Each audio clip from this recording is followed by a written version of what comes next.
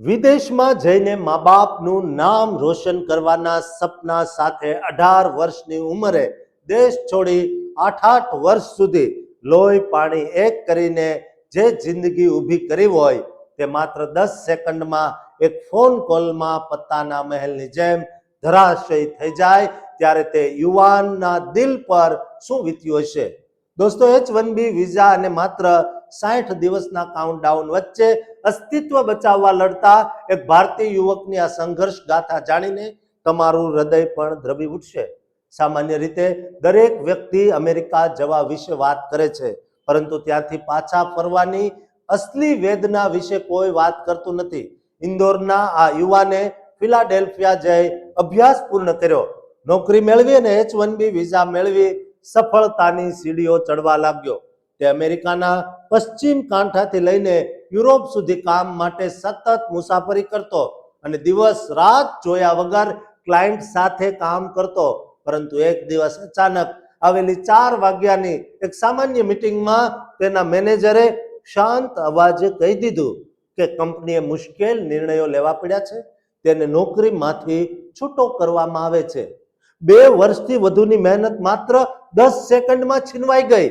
થોડો વધારાનો સમય માંગવા છતાં કોઈ રાહત ન મળી અને થોડી જ ક્ષણોમાં લેપટોપમાંથી તમામ એક્સેસ, આઉટલુક અને વર્ષોની ફાઇલો લોગ આઉટ થવા લાગી, જાણે તેનું અસ્તિત્વ જ ડિલીટ થઈ રહ્યું હોય.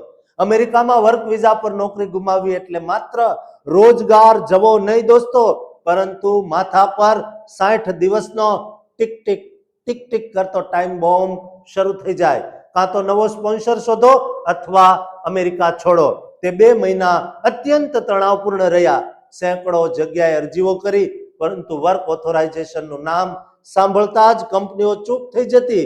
પૈસા ખૂટી પડ્યા એટલે સમય મેળવવા B1, B2 વિઝિટર વિઝા લીધા અને ઉત્તર કેરોલિનાના એશવિલમાં એક હોસ્ટેલમાં રહેવા જમવાના બદલામાં ફ્લોર સાફ કરવા અને પથારીઓ પાથરવાનું કામ કરવું પડ્યું.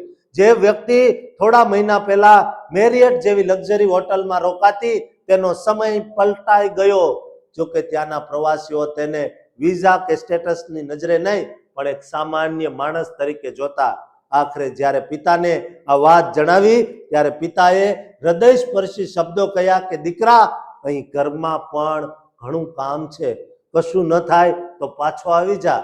સગા સંબંધીઓ શું કહેશે તેવા અનેક ડર વચ્ચે જ્યારે તે ભારત પાછા ફરવાની ફ્લાઇટમાં બેઠો ત્યારે મહિનાઓના સતત તણાવ પછી તેને અચાનક મુક્તિનો અહેસાસ થયો. એરપોર્ટ પર માતા પિતા અને પરિવારે ઉમળકાભેર સ્વાગત કર્યું.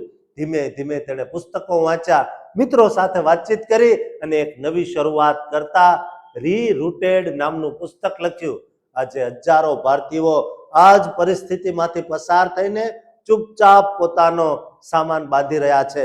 આ સંઘર્ષ શીખવે છે કે જો તમારી સાથે પણ આવું બને તો તમારી જાતને થોડો સમય આપો. ઘરમાં એકલા બેસી રહેવાને બદલે લોકો સાથે મળો, શોખ કેળવો અને યાદ રાખો, તમે નિષ્ફળ નથી ગયા, પરંતુ એક સાચો પ્રયાસ કરીને આખો અનુભવ લઈને પાછા ફર્યા છો. કારણ કે ઘર એ આખરે ઘર જ છે દોસ્તો. આ પ્રેરણાદાયી સત્ય ઘટનાને તમામ મિત્રો અને પરિવારજનો સાથે જરૂર શેર કરજો. જે લોકો અમેરિકા છે એમને તો ખાસ આ વિડીયો શેર કરજો અને આ ચેનલને સબસ્ક્રાઇબ કરી તમારો કિંમતી અભિપ્રાય કોમેન્ટ બોક્સમાં જરૂર આપજો.